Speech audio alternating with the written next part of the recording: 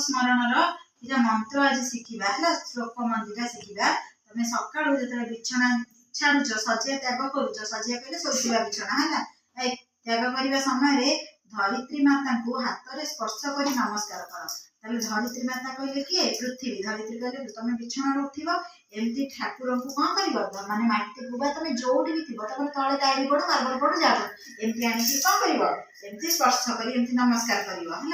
माँ उपर पाद रखा पूर्व क्षमा प्रार्थना कर जो श्लोकटी आम उच्चारण करूँ माँ कहले आम पृथ्वी हूँ आम माँ सामान ताकूर पाद रखा पूर्व प्रतिदिन सका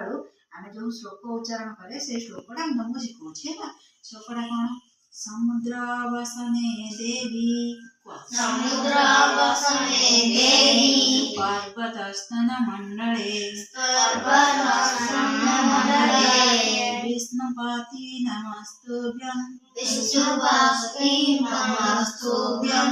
पादस्पर्शं क्षमस्व मे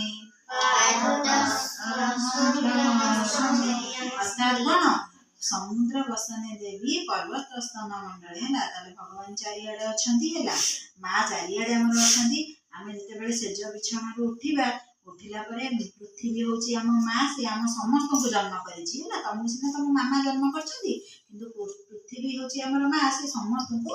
धरित्री कौन कर समस्त को जन्म कर धरित्री कहले माटी माँ आम ताथर खाद्य पाचे ना नहीं तादेह सीना गच हबार फल फल आम खाद्य पाचे धरित्री माँ कौन कर समस्त को जन्म कर धरित्री हूँ कौन समस्त माँ है